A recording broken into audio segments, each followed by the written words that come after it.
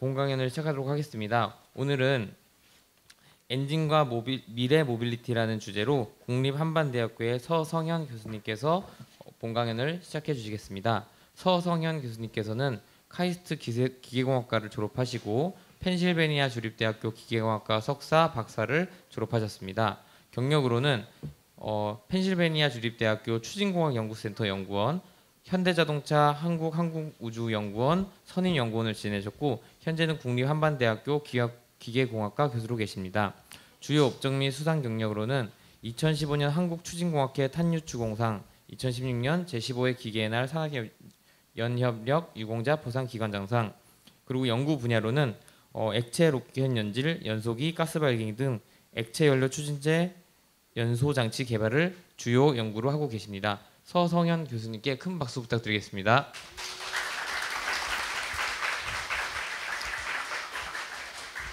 네, 반갑습니다. 제 방금 소개받은 서성현입니다. 예, 소개 감사드립니다.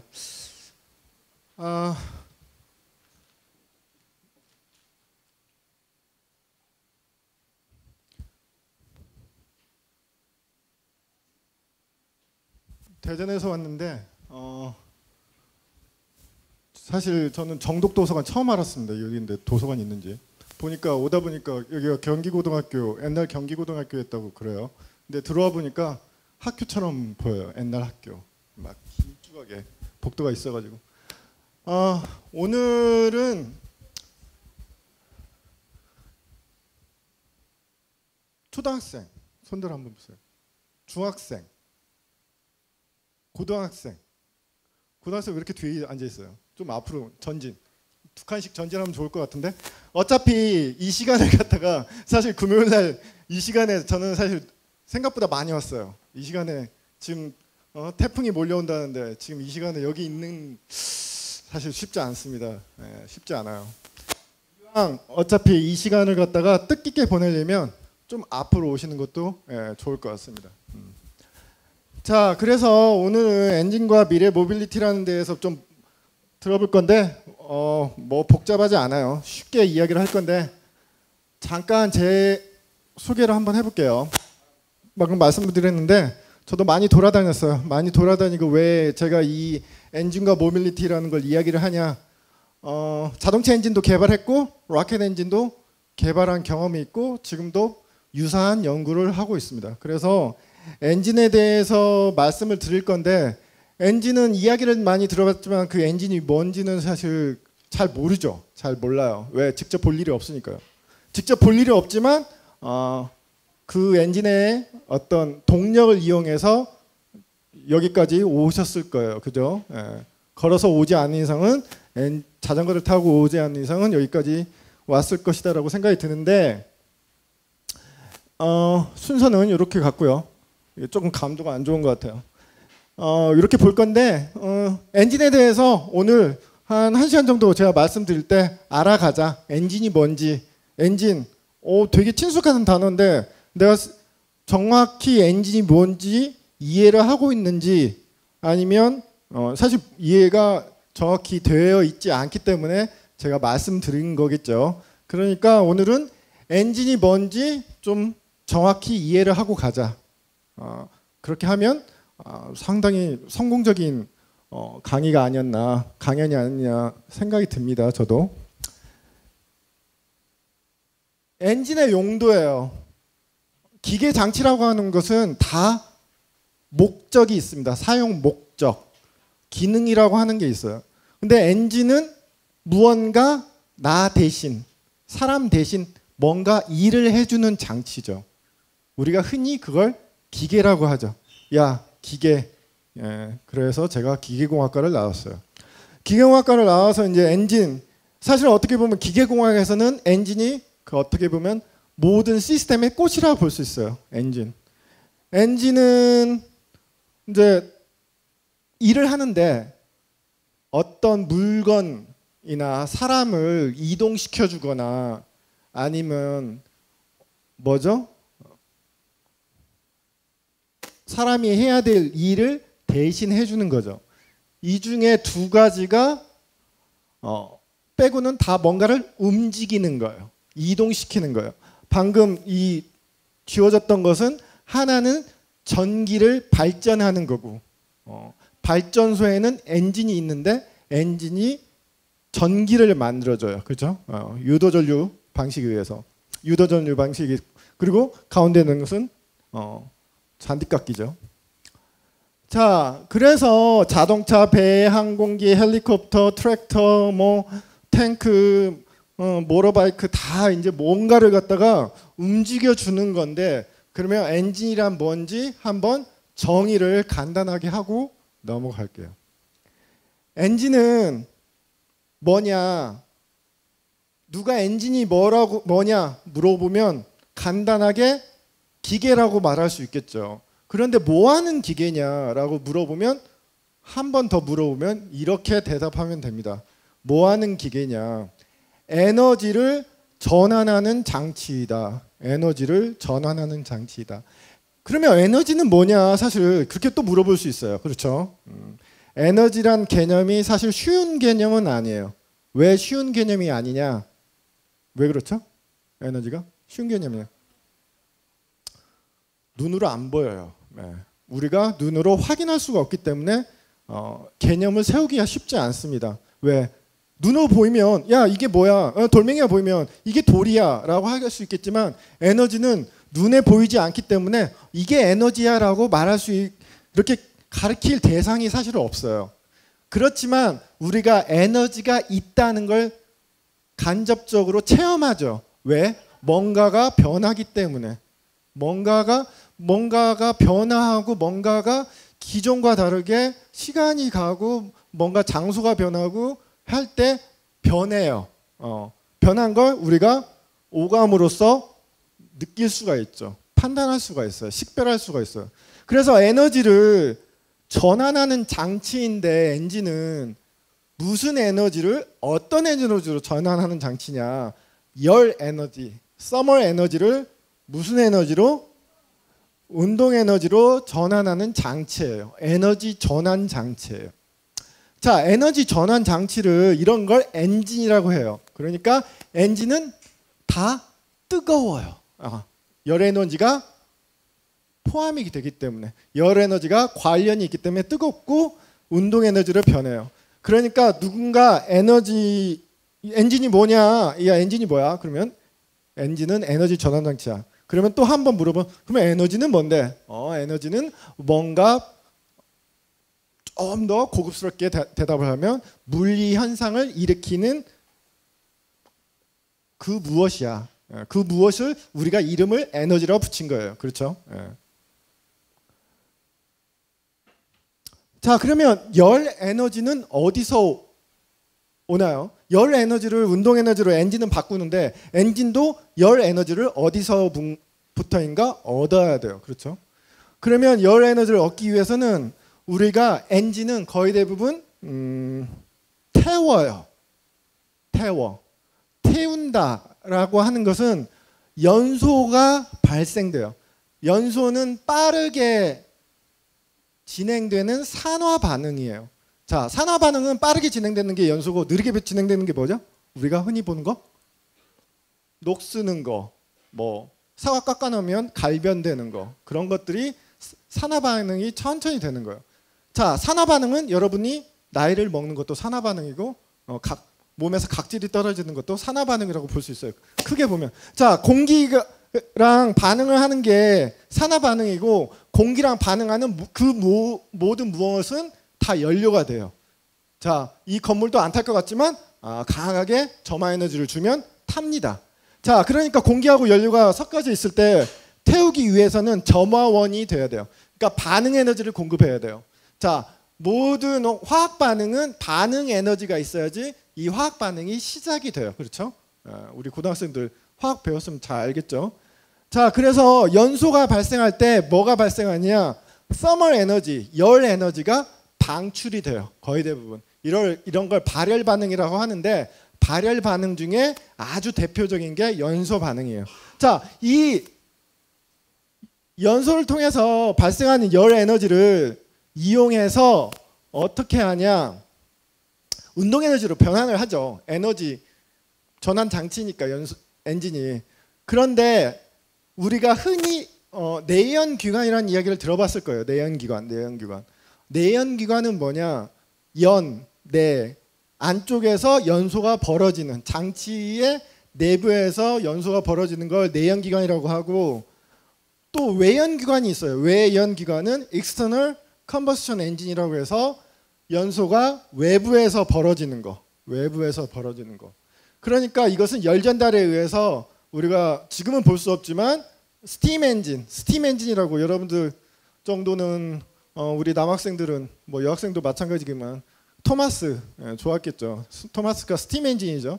스팀 엔진이 외연 기관이에요. 외연 기관. 자,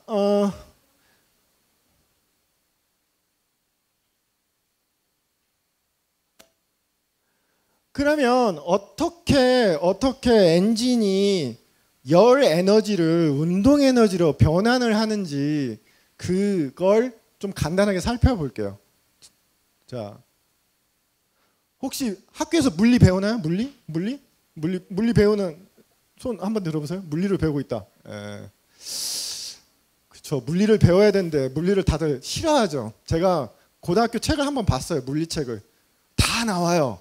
1도 나오고 열도 나오고 에너지 1법칙도 나오고 2법칙도 나오고 막 나오는데 야, 한숨이 나오죠. 왜? 이게 쉽게 이해할 수 있는 게 아닌데 사실 너무 짧게 함축을 시켜놔가지고 문제는 되게 어렵게 나오는 것 같아. 문제가 많은데 참 뭐 지금 그걸 이야기하자는 건 아니니까 여기서 뭔가라도 조금 개념을 아이디어를 얻어가면 정말 저도 기쁘겠습니다. 그래서 그러면 어떻게 바꾸냐? 어떤 장치가 열을 받아요. 에너지를 열로 전달받아요. 열은 온도 차이가 있을 때 에너지가 전달되는 걸 열 전달이라고 해요. 열로 받아서 어떻게 되냐? 처음에 어떤 기체를 압축을 해요. 우선 열을 받기 전에 기체를 압축을 합니다. 압축을 하면 압력이 올라가겠죠. 이렇게 압축을 합니다. 압력이 올라가요. 압력이 올라가면 온도도 올라가고 압력도 올라갑니다. 이때 어떻게 하냐? 온도가 상승이 되는데 이때 연소를 시켜요. 그러니까 이때 급격하게 열 전달을 더 줘요. 그러니까 압축이 된 기체에, 온도가 올라간 기체에 더 온도를 높이는 거죠. 열 전달을 시켜서. 그러면 이게 어떻게 되냐? 팽창을 합니다. 팽창을 한다는 것은 뭔가가 움직이는 거죠. 이때 움직이는 게 자동차 엔진에서는 피스톤이에요. 피스톤이 뭐냐? 마치 주사기, 주사 맞는 거 싫어하죠. 주사기에서 안에 있는 검은색 고무가 뒤로 밀리는 거예요. 피스톤이 밀리면서 왕복 운동이 회전 운동으로 크랭킹이라고 하는 구조에 의해서 변속기를 돌려주고 변속기가 바퀴를 돌려주는 거예요. 자, 이때 그러니까 압축이 되었다가 압력이 엄청 올라갔는데 이때 밀어내죠. 피스톤을 밀어낼 때 운동을 해요. 피스톤이라는 것을 갖다가 밀어내면서 일을 하죠. 일이 물리에서는 어떻게 되냐? 힘 곱하기 거리죠. 이때 일이 되는 거예요. 압력이니까 압력 곱하기 면적이 힘이 되고 힘 곱하기 뭐죠? 작용거리가 일이 되는 겁니다. 그런데 그 일을 시간당으로 하면 뭐가 되죠? 동력이 돼요. 파워가 돼요. 자, 그래서 팽창을 하고 어떻게 되냐? 다시 식어요. 기체가 온도가 내려갑니다. 내려가면 다시 압축을 시켜요. 이 기체를. 자, 앞에서 팽창할 때 했던 일의 일부분을 다시 사용해서 압축을 하는데 일을 써요. 그래서 이게 뱅글뱅글 계속 진행이 되면 어떻게 되죠? 열 에너지가 운동 에너지로 계속 전환이 돼요. 그래서 우리가 여러분이 집에서 여기까지 올 수가 있었던 거죠. 차를 타고. 그렇죠? 네. 그래서 엔진은 열 에너지를 운동 에너지로 전환하는 장치다라고 보시면 돼요. 자, 그런데 여기서 조금 조금만 더 나가볼게요. 우리 고등학생들 왔으니까 제가 조금만 더 나가볼게요. 원래는 이런 얘기 잘 안 하는데 조금만 더 나가볼게요. 자, 열 에너지가 100을 받았어요. 그러면 그 에너지를 전부를 1로 바꿀 수 있을까요? 없죠. 예, 없어요. 자, 그러면 한 가지 더 물어볼게요. 자, 운동 에너지를 100을 받았어요. 그러면 열 에너지로 100으로 바꿀 수 있을까요? 바꿀 수 있어요, 그건. 자, 열 에너지를 운동 에너지로 100% 전환은 못해도 운동 에너지를 열 에너지로 100% 전환이 가능해요. 자, 그건 조금 제가 나갔는데 그게 왜 그런지는 지금 여기서는 설명 안 할게요. 자, 아무튼 중요한 것은 열 에너지를 100% 운동 에너지로 바꿀 수가 없어요. 그래서 효율, efficiency라는 게 결정이 됩니다. efficiency. 효율이 만약 좋다면, 그게 100% 된다면 아마 이 자동차는, 우리 집 아빠 자동차는 연비가 정말 좋아가지고 아빠가 연료 걱정, 디젤차 안 사도 가솔린차 사도 조용히 다닐 수 있을 겁니다. 예. 자, 그래서 엔진에 대해서 이야기를 해볼 건데 오늘은 세 가지에 대해서 이야기를 해볼 거예요. 세 가지. 액셀 로켓 엔진, 가스터빈 엔진, 자동차 엔진, 이 세 가지에 대해서 얘기를 해볼 거예요. 이 여기에 있는 사진들은 제가 어쩌다 보니까 곳곳을 돌아다니면서 뭐 개인적인 관심 때문에도 있고 일 때문에도 있고 돌아다니면서 박물관들을 갔을 때 찍어온 사진들을 다 쓴 거예요. 우리나라 박물관 하면 그쵸, 뭔가 그 뭐죠, 고고학 박물관 있는데 조금씩 늘어나기 시작했어요. 우리나라 박물관도 좀 다양해지고 그 어떤 기계 문명, 장치 그런 것들이 이제 있는 그런 데 가서 내가 이런 게 관심이 있다 그러면 많이 보는 게 중요합니다. 그러니까 자신의 보는 뭐죠? 이걸 뭐라고 하죠? 이런 것을 안목이라고 하죠. 안목을 높이는 게 중요해요. 안목. 그렇죠. 자꾸 좋은 걸 보고 상당히 뭐죠? 진화되고 상당히 뭐죠? 흔히 고퀄의 제품들 보면 안목이 높아집니다. 여러분들도 안목을 높이시기 위해서 노력하면 어떤 게 좋은지, 어떤 게 더 나은 것인지 판단할 수 있는 스스로의 그렇죠? 안목이 생겨요. 그렇죠? 자, 그래서 자동차 이야기를 해볼게요. 자동차 엔진. 자동차 엔진은 혹시 여기서 오늘은 뭐 여기에 관심 있어서 이 제목을 보고 오신 학생들도 있을 거니까 이걸 열어본 적이 있나요? 집에 있는 차를 열어본 적 있어요? 열어본 적 있어요? 그래요? 이걸 열어보면 사실 열어볼 일은 없죠. 여러분들이 열어볼 일은 없죠. 열어볼 일 없는데 요즘 차들은 왜냐면 고장이 안 나가지고 열어볼 일 없어요. 여러분들이 운전을 하더라도 열어보면 그 밑에 엔진이 있어요. 엔진이. 내가 집에 있는 게 뭐 전기 자동차다 그러지 않는 이상은 엔진이 있습니다. 엔진이 있는데 엔진이 아까 제가 설명한 것처럼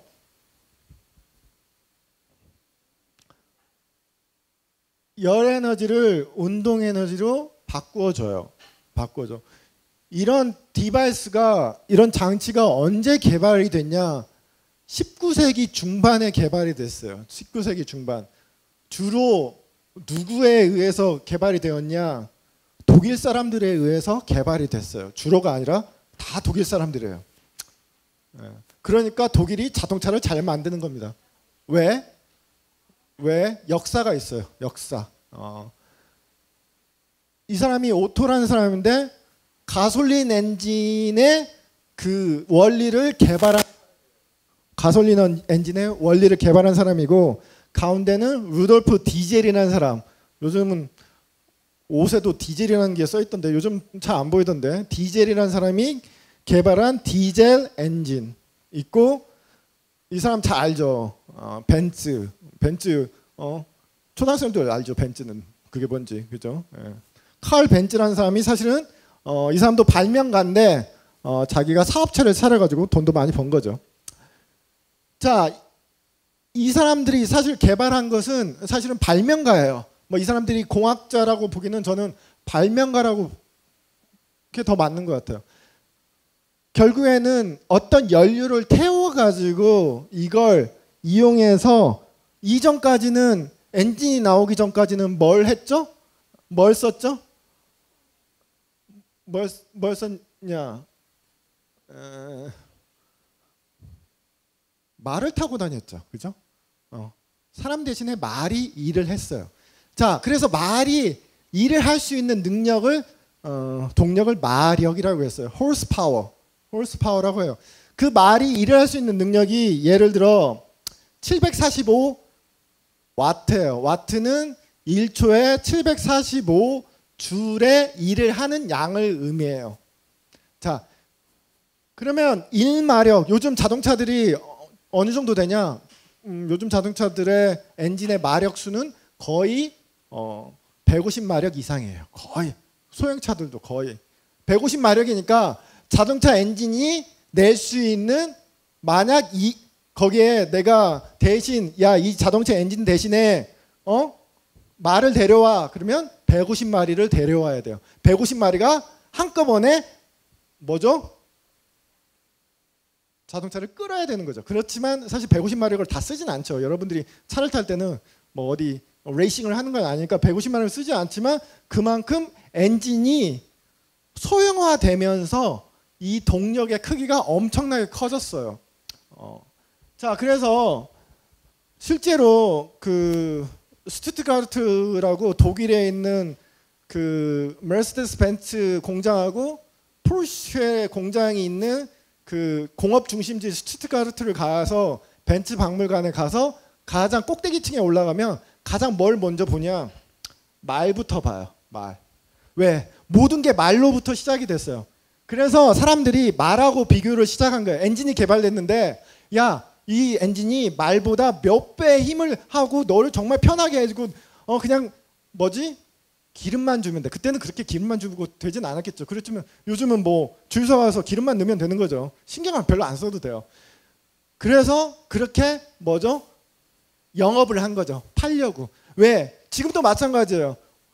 여러분도 마찬가지면 향후에도 진짜 전기 자동차가 나왔을 때도 이전까지는 엔진을 쓰지만 뭐 지금 엔진을 이야기하고 있지만 향후에는 뭐 전기 자동차 나오고 그러면 갑자기 뭔가 기술에 우리는 지금 절대 이게 안 변할 것 같아도 그 변화하는 속도는 금방입니다. 금방이에요. 자, 그래서 잠깐만요. 제가 앞으로 넘어왔는데 엔진들을 보면 이렇게 내부의 모양들이 이렇게 있어요. 뭐 이렇게도 있고 있는데 보면 엔진이 항공기 엔진도 있고 항공기 엔진도 있고 이렇게 탱크에 들어가는 엔진도 있고 그 엔진이 이렇게 들어가는데 그 원리는 작동 원리는 동일합니다. 이게 내연기관일 때는 작동 원리가 동일해요. 왕복 운동이다. 우리 집에 있는 자동차는 우리 집은 다 엔진을 하나씩은 갖고 있죠. 2개도 갖고 있죠. 엄마 차도 있으면 3개도 갖고 있죠. 오빠 차도 형 차도 있으면 그렇죠. 대학생 차 요즘은 왜냐 자동차가 정말 많아졌어요. 왜? 그만큼 우리나라의 자동차가 저변이 공급이 돼가지고 지금 뭐야 번호판이 혹시 앞자리 3자리 본 사람 있어요? 3자리가 9월 달부터 나오기 시작했어요. 23 뭐 땅땅땅땅이 아니라 땅땅땅 가나다 땅땅땅땅이라고 하는데 그만큼 차가 많아졌어요.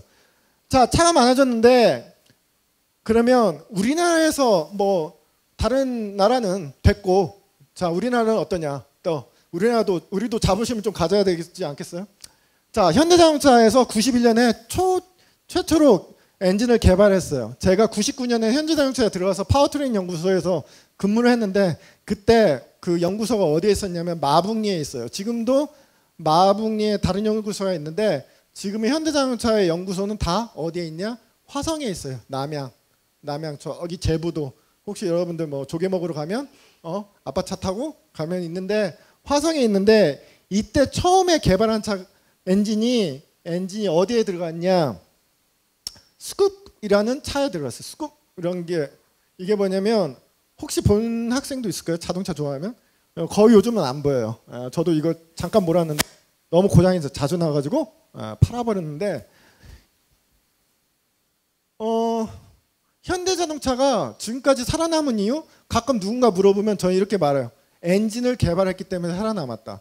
사실은 이때는 대우자동차가 훨씬 잘 나갔어요.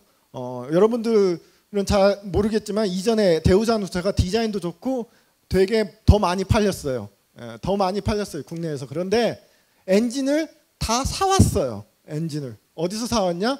호주에서 사왔어요.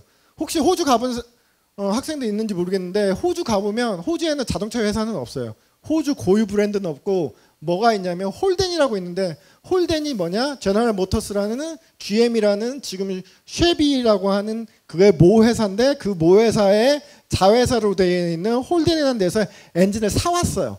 그런데 사오다 보니까 결국에는 내가 기술이 없어. 그래서 기술이 없으니까 이게 결국에는 항상 사오는 것도 항상 뭔가 위험 요소가 있죠. 왜? 안 팔겠다 그러면 이제부터는 난감해지는 거예요. 그렇죠? 아니면 가격을 올리겠다? 난감해지는 거죠. 요즘 그 짓을 하는 거죠. 옆 나라가. 예? 옆 나라가 그 짓을 하는 건데 결국에는 핵심 기술은 가지고 있어야 돼요. 그래서 사실 현대자동차도 이걸 갖다 처음 개발할 때 논란이 많았어요. 왜? 그냥 사오지. 그냥 좀 쉬운 방법을 택하지.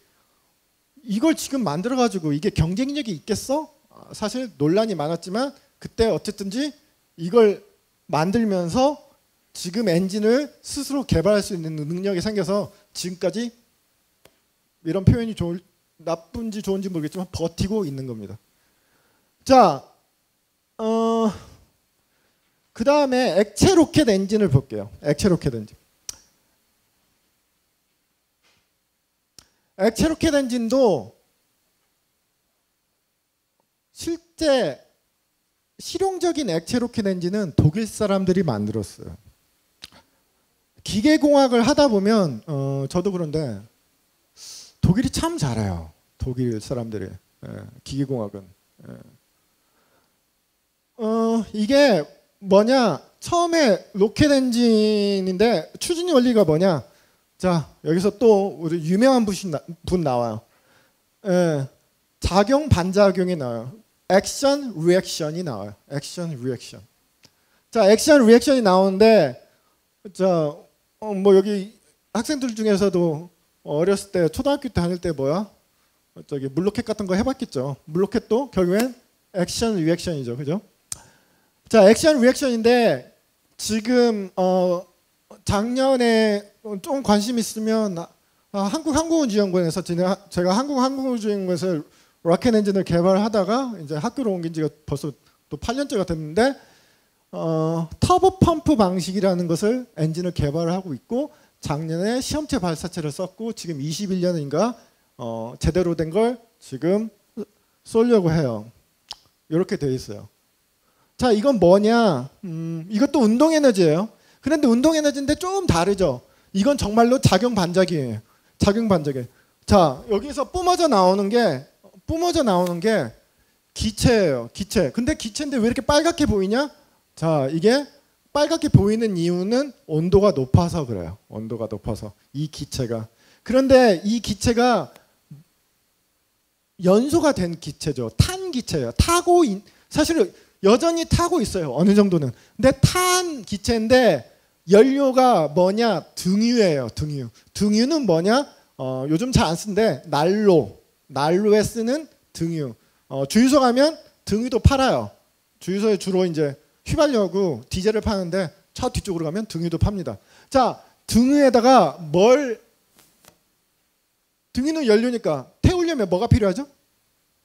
산소가 필요하죠. 산소가 필요한데 산소가 기체 상태로는 부피가 커요. 단위 질량당. 그러니까 이거의 밀도를 높여요. 어떻게 높이냐? 액화를 시켜요. 액화는 뭐야? 기체를 액체로 만들어요. 온도를 낮춰야 돼요. 그러면 온도를 얼마까지 낮추냐? 마이너스 183도씨까지 낮춰요. 그러면 마이너스 183도 치면 켈빈으로는 얼마나? 100켈빈이에요. 마이너스 183도씨면 어느 정도일까요, 그게? 여러분들 뭐 감이 없. 마이너스 183도씨. 우리 가장 추울 때 어느 정도 되죠? 한 마이너스 40도씨 되나요? 그죠? 겨울에 체감온도. 아무튼 그렇게 해서 연료를 태워줍니다. 자, 자동차 엔진은 연료만 싣고 다녀요. 그렇죠? 근데 액체 로켓 엔진은 연료 더하기 산소도 싣고 다녀요. 왜 그렇죠? 우주 공간에는 산소가 없기 때문에. 그렇죠. 자동차는 산소를 어디서 얻냐면 공기에서 얻어요. 공기의 부피비로 21%가 산소예요. 나머지 79%는 뭐죠? 질소. 예. 정확히는 78%가 질소고 나머지 1%는 뭐 알건, 뭐 CO2, CO 뭐 잡스러운 기체들이에요. 자, 그래서 또 한번 어떤 분들이 이걸 또 개발했는지 한번 얼굴들을 한번 봅시다.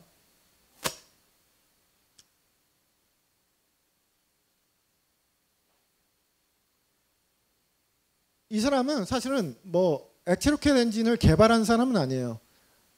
공상가죠. 어떻게 보면 과학자면서도 공상가인데 이제 러시아 사람인데 어떻게 하면 우리가 다른 행성에 갈 수 있겠다라고 로켓에 대한 어떤 이론을 개발한 사람이고 이 가운데에는 거다드라는 사람이 있는데 이 사람은 미국 사람이에요. 이분은 혼자서 어떻게 보면 아마추어 로켓 사이언티스트 아마추어 과학자는 아니죠.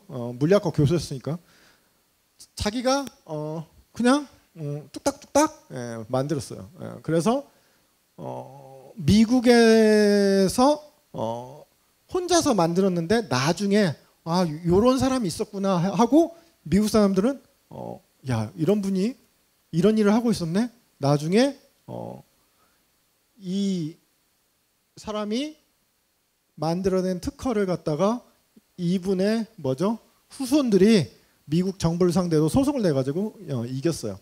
어쨌든 그리고 이 사람은 독일 사람인데 오버스라는 사람인데 이 사람들도 어떤 이론을 정립한 사람이에요. 그런데 이 세 사람보다 더 중요한 사람이 있긴 해요. 이제 잠깐 이야기를 할 건데 이 고다드가 세계 최초로 액체 로켓 엔진을 그냥 스스로 만들었어요. 이게 보면 지금에 봤을 때는 이게 무슨 로켓이냐 하지만 그때는 의미가 있었어요. 왜? 액체 산소하고 연료를 사용해 가지고 올라갔어요. 올라가기는 뭐 많이 올라간 건 아니에요. 몇백 미터 올라가고 꼬꾸라졌는데 나중에 이분이 돌아가시고 나서 이 사람의 업적을 갖다가 미국 정부에서 확인을 해줬어요. 나사에서. 그래서 미국에 가면 우주센터가 스페이스 센터가 여러 곳에 있는데 알라바마의 헌츠빌이라는 데도 있고 케네디 플로리다에 가면 케네디 스페이스 센터도 있고 뭐 이쪽 스페이스 센터들이 있는데 거기 가면 이분이 만들어 놓은 이런 모형들도 볼 수 있습니다. 자, 그런데 실질적으로 뭔가 리퀴드 로켓 엔진, 액체 로켓 엔진을 사용해 가지고 뭔가 만들어낸 사람들은 독일 사람들이에요. 근데 초기에 그렇지만 과학기술의 발달이 안타깝게도 뭔가 막 이렇게 점프를 해야 돼요. 그렇죠? 여러분들 고등학교 들면 지금도 되게 스트레스 받고 그럴 텐데 뭔가 점프를 하고 싶다는데 뭔가 동기부여가 있어야 되죠. 누군가 자극을 주거나 엄마가 맨날 잔소리하고 아빠는 잔소리 안 하나? 잔소리하면 뭔가 그게 이제 자극이 안 되지만 뭔가 또 자극을 받을 때가 있을 거예요. 그것은 사실 부모가 참고 기다려줘야 되는데 부모도 사실 인내심이 없죠. 근데 이 과학기술의 브레이크스루 어떤 단계 점프는 어디서부터 보냐? 안타깝게도 전쟁으로부터 왔어요. 많이 전쟁으로부터. 2차 세계대전에 히틀러가 뭐 지금 가끔 그런 거 막 공상과학 소설 있죠. 히틀러의 숨겨진 무기 해가지고 뭐 그런데 뭐 UFO도 만들었다 하는데 그건 뭐 그냥 이야기고 V2라는 걸 만들었어요. V2. 이게 뭐냐면 미사일이에요. 미사일이니까 미사일이니까 얘 앞에 뭐가 있냐? 폭탄이 있어요. 제 앞에 탄두. 폭탄이 있고 그 폭탄을 실어나를 뒤에 엔진이 있어요. 엔진. 이 엔진이 리퀴드 로켓 엔진이에요. 액체 로켓 엔진. 이 액체 로켓 엔진이 뭐냐면 세계 최초로 양산이 됐어요. 양산이라고 하면 우리 어머니가 햇빛 피부 탄다고 쓰고 다니는 게 아니라 매스 프로덕션을 의미해요. 많이 만드는 거예요. 소시지 만들듯이 주렁주렁주렁 막 한두 개 커스텀 메이드 만드는 게 아니라 많이 만드는 거예요. 이걸 갖다가 엄청나게 만들었어요. 수십만 대. 그래서 이걸 갖다가 쐈죠. 어디로? 세계사 좀 관심 있으면 어디로 쐈죠? 영국으로 쐈어요. 런던으로 막 쐈어요. 막. 근데 런던에서는 이게 날아올 때 어떻게 날아오죠? 음속보다 더 빠르게 날아와요. 음속보다 더 빠르게 날아오면 내가 소리를 들었을 때는 어떻게죠? 살아있는 거예요. 소리를 못 들었으면 죽어있는 거겠죠. 그죠? 먼저 로켓은 다가왔을 테니까.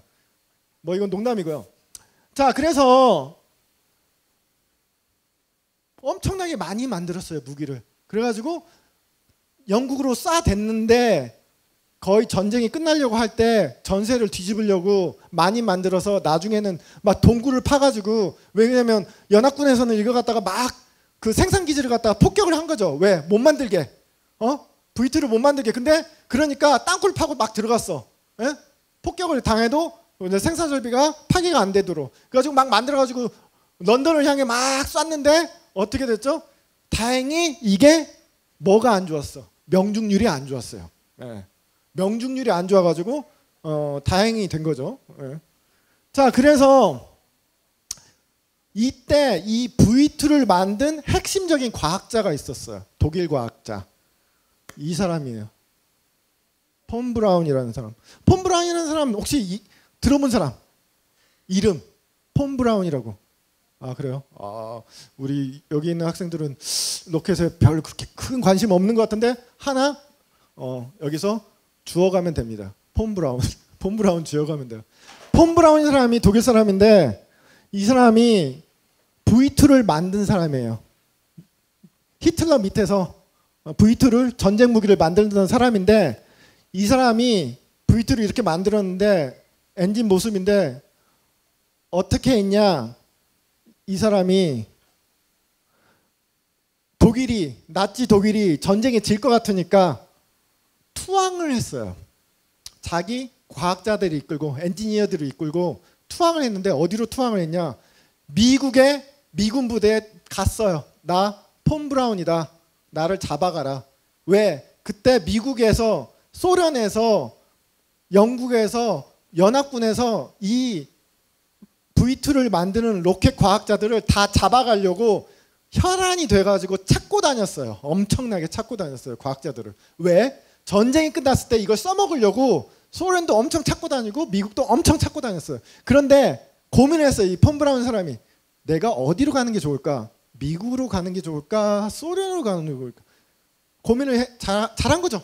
폰 브라운은 잘 선택을 한 거죠. 미국을 선택했죠. 소련을 갔으면 제가 봤을 때는 지금은 폰 브라운이라는 사람은 우리가 절대 기억하지 못하는 나치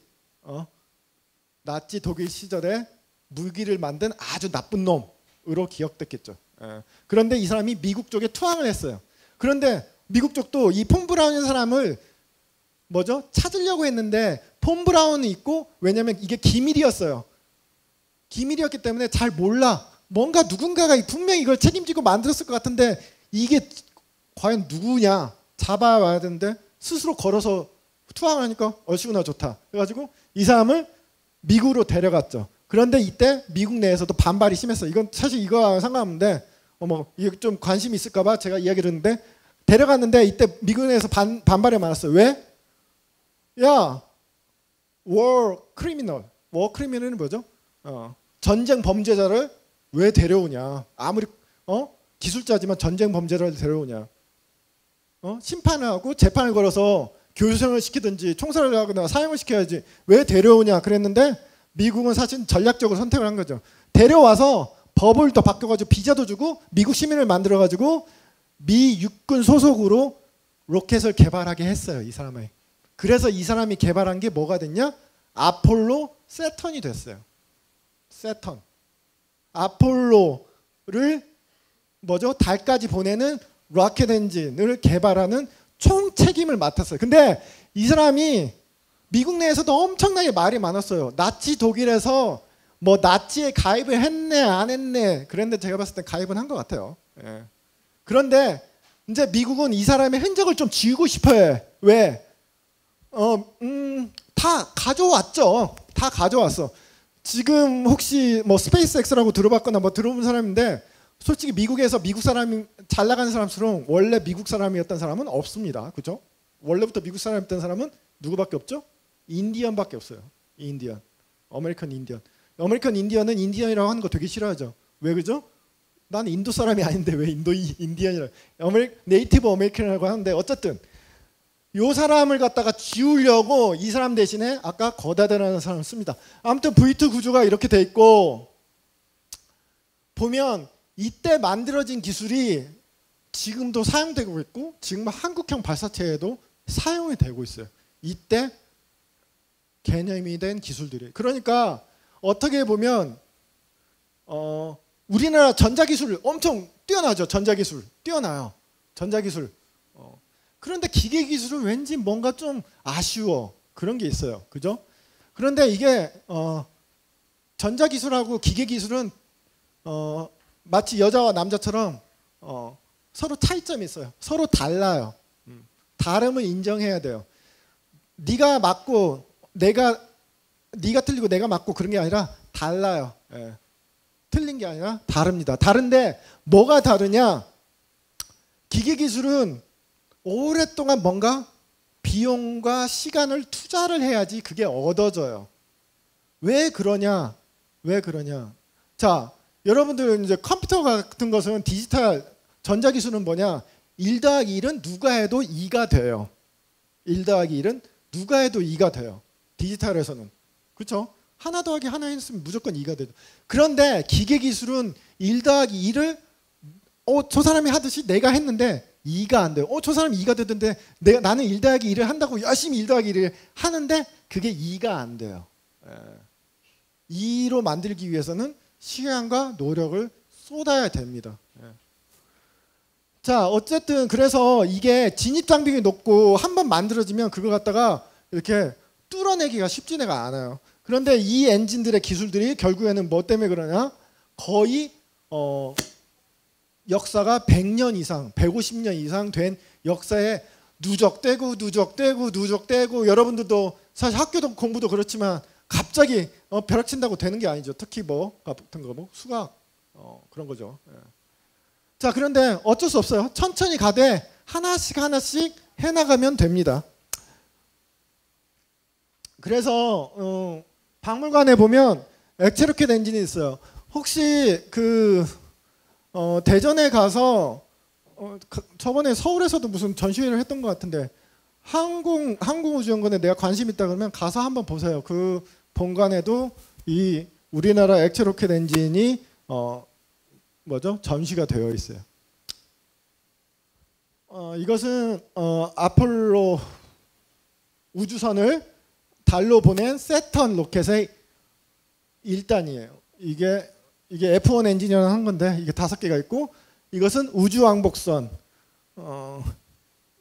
스페이스 셔틀 메인 엔진이 있어요. 이건 수소로 움직이고 이것은 등유로 움직여요.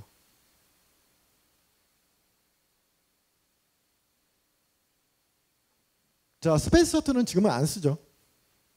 이게 3개가 남았는데 어디에 있냐? 하나는 헌츠벨에 있고 하나는 LA 쪽에 있고 하나는 플로리다에 가면 있습니다. 자, 그러면 또 우리나라 봐야죠. 우리나라 액체 로켓 엔진은 뭐냐? 여러분 몇 년생이에요? 우리 2003년생? 2004년생? 2002년생 정도 되겠네요. 그죠? 우리 고등학생들은 그죠? 자, 이게 2002년 11월 달에 최초로 액체 로켓 엔진을 단 과학 로켓을 쐈어요. 위성을 쏜 건 아니고. 자, 2002년이면 몇 학년이에요? 2학년이겠다. 그죠? 2학년. 우리 2학년 태어날 때 고등학교 2학년 태어날 때 쏜 엔진이에요. 그리고 지금은 저는 이 30톤급이라고 추진력을 30톤이면 뭐예요? 1000kg 곱하기 30. 물이 1m 있으면 그게 1톤이에요. 1톤. 1000kg.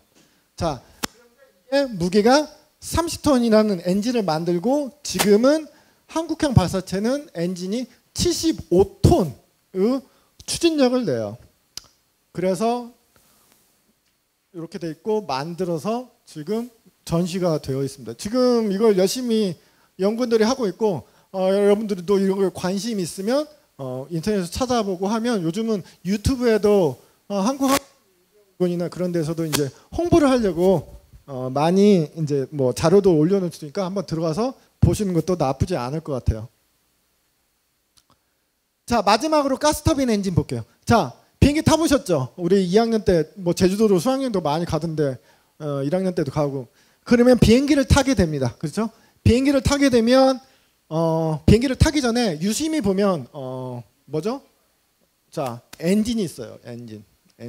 이건 A380이라고 무지하게 큰 엔진, 무지하게 큰 비행기죠. 세계에서 지금 가장 큰 여객기라고 볼 수 있는데 A380에 엔진이 이게 4개가 있어요. 이걸 가스터빈 엔진인데 가스터빈 엔진도 로켓 엔진하고 비슷해요. 뭐냐? 뒤로 작용을 해서 앞으로 가요. 반작용으로. 자, 뒤로 가는데 얘는 로켓 엔진이나 다르게 뭐죠? 연료만 싣고 다니죠. 연료. 왜? 얘는 공기 중에서 다니니까 공기 중에 있는 산소를 쓰면 돼요. 자, 가스터빈 엔진이 어떻게 되어 있냐? 똑같아요.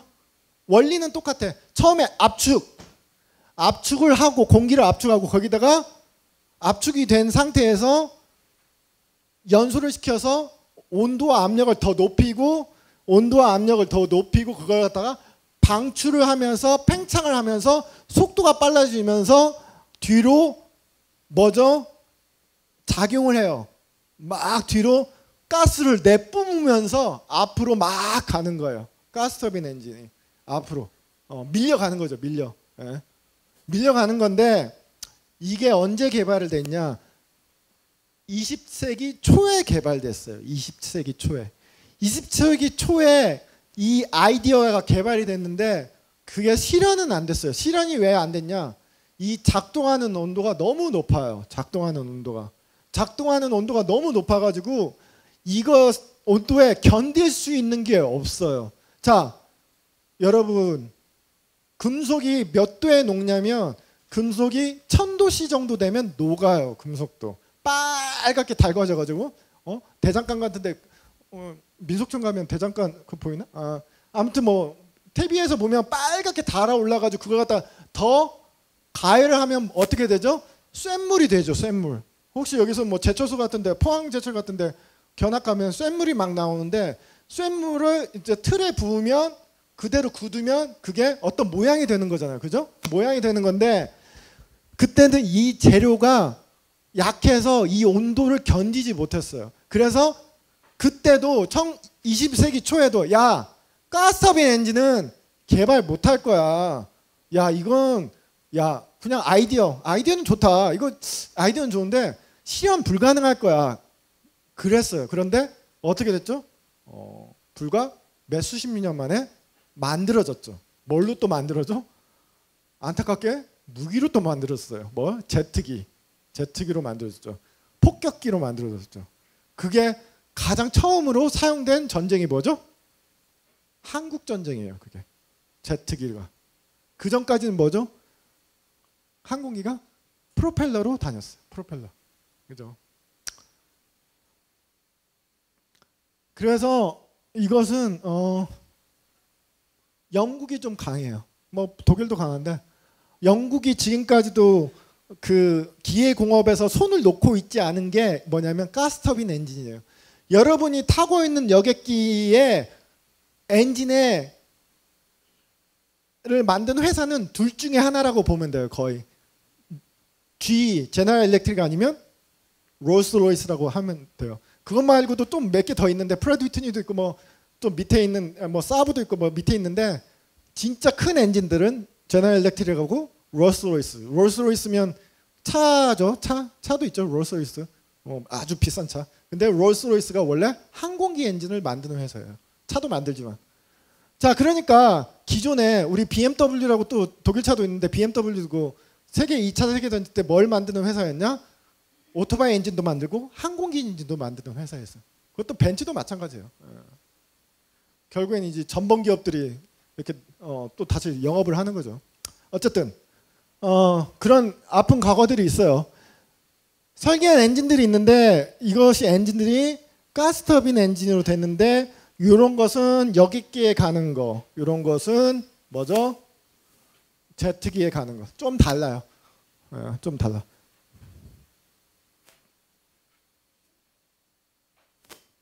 자, 그러면 우리나라가 가스터빈 엔진이 있나? 있나요? 없나요? 있어요? 봤어요?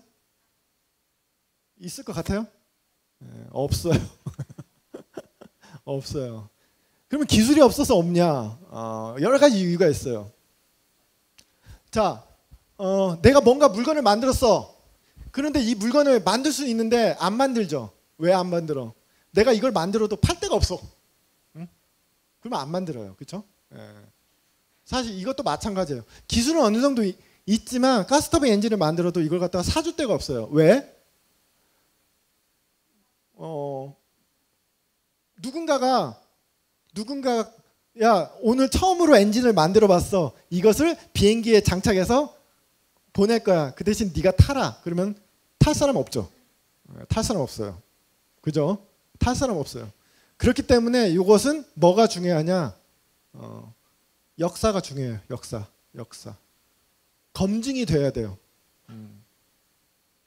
여러분들도 검증이 돼야 돼요. 사람들이. 근데 검증이 되려면 뭐가 있어야 되죠? 일관성이 있어야 돼요. 일관성이 없으면 검증이 안 되는 거예요. 그러니까 사실 신용도 금방 잃어버릴 수 있는 거죠. 자, 마찬가지예요. 가스터빈 엔진 없는데 개발은 하고 있어요. 개발은 하고 있습니다. 자, 요건 넘어갈게요. 자, 그러면 이제 사실 엔진이라고 하면 요즘 뭐 그렇게 하이텍이 아니야. 하이텍이 아니에요. 자, 기계공학과, 제가 기계공학과에서 학생들 가르치고 있는데 기계공학과에 학생들이 많이 와요. 우리 고등학생들도 많이 오는데 거의 대부분 뭐 이과일 것 같은데 기계공학과 많이 오는 학생들이 오는 이유가 뭐냐면 취직을 잘하겠다고 와요. 취직을 잘하겠다. 그럼 물리를 잘하냐 물어봐요. 수학을 잘하냐 물어봐요. 그건 모르겠고 취직을 잘하고 싶어요. 자, 취직을 잘하고 싶으면 물리하고 수학을 잘해야 돼요. 제대로 뭔가를 취직을 잘하고 싶으면 어쩔 수 없어요. 물리하고 수학. 이과는 물리하고 수학 잘해야 돼요. 못한다? 잘할 수 있도록 노력해야 돼요. 엉덩이 붙이고. 피해갈 수 없어요. 내가 생물 지구과학 해가지고는 안 돼요. 생지로 해가지고는 안 된다는 얘기예요. 자, 탈 것의 변화 보면 어떻게 되냐. 자, 엔진은 뭔가를 태워요. 뭔가를 태우면서 이제 환경을 오염시켜요. 왜? 이산화탄소가 나오고 유독가스가 나오니까 환경이 안 좋아지죠. 미세먼지. 요즘은 좀 요즘같이 더울 때 아마 미세먼지까지 난동이면 이거 답이 안 나오죠. 그죠? 근데 다행히 미세먼지는 요즘은 별로 그렇게 좋죠. 대기의 질이 좋아요. 그런데 미래에 탈 것은 뭐가 될 거냐? 주로 전기를 많이 사용하려고 해요. 지금 전기를 많이 사용하는 이유가 전기 자동차가 요즘에 나온 건 아니에요. 전기 자동차가 오히려 엔진 자동차보다 먼저 나왔어요. 그런데 그때 문제가 뭐였냐면 배터리가 문제예요. 배터리가 너무 커. 오래 안 가. 그런데 엔진은 뭐야? 연료 조금만 넣어줘도 너무 뭐 오래 가고 멀리 가고 그래요. 그러니까 연료를 채우죠. 근데 배터리는 좀 한번 충전하면 조금 가다 말아. 그리고 충전하는데 시간이 오래 걸리죠. 그래서 배터리 기술을 그래도 이전보다는 좋아져 가지고 배터리 기술도 모터 기술도 좋아지고 가는데 결국에는 이게 환경하고 더불어서 가요. 그런데 문제는 이것도 생각을 해봐야 돼요. 이 전기가 어디서부터 오냐 그거죠. 뭔가를 태워서 온단 말이에요. 화력발전소에서. 뭐야 그러면 이건 쌤쌤이죠. 만약 이게 신재생 에너지라고 재생에너지고 바람도 불고 태양 에너지도 가져오고 그러면 좋겠지만 결국에는 여러분들도 에너지는 전략에서 써야 됩니다. 자, 그래서 전기 자동차가 나가면서 이건 엔진하고 좀 다른 건지 좋은데 이게 모터가 되다 보니까 모터는 제어를 하기가 쉬워요. 사실 그렇다고 해서 엔진이 제어를 못하냐? 그건 아니에요. 엔진도 똑같이 제어를 할 수가 있어요. 그런데 모터는 전기이기 때문에 친해요. 전기 장치랑. 그렇죠? 친하니까 자율주행이라는 것도 나와요. 근데 자율주행도 결국에는 왜 그러냐? 자율주행도 에너지를 절약하려고 그래요. 나중에는 도심 이렇게 저는 차를 안 가졌지만 제가 봤을 때 차를 여기까지 끌고 오는 것도 대단한 인내일 것 같아요. 중간에 엄청나게 막힐 것 같은데 차를 가지고 왔을 때 여기까지 올 때 모든 사람이 차를 가지고 쓰는 게 아니라 자기가 필요할 때마다 가다가 그냥 들어갈 수 있으면 가장 좋겠죠. 자율주행을 해가지고 계속 도는 거예요. 그래서 내가 잠깐 타고 또 가고 거기서 앱으로서 신청을 해가지고 자율주행을 할 수 있다면 더 편리해질 거예요. 마치 노선이 너무 유연한 버스를 타는 것과 유사한 걸 거예요. 그 대신에 그때는 이제 자기 자동차는 없는 거예요. 내가 시내에서 살겠다 그러면 내 자동차는 없는 거야. 그죠? 예. 자, 미래의 탈것 변화는 이렇게 되는데 결국에 제가 봤을 때는 여러분들도 미래는 어떻게 될까?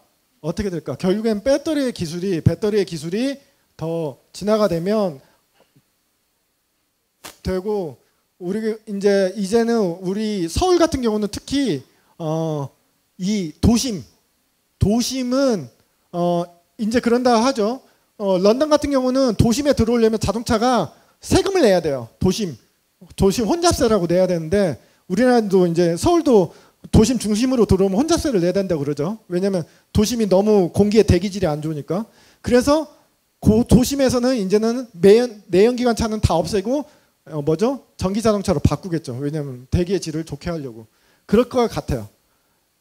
그게 몇 년도가 될지는 모르겠지만 한 2030년도 그 정도는 되지 않을까. 자, 그러면 엔진은 더 이상 전망이 없는 거냐? 우리도 기계공학과 듣고 살아야 되는데.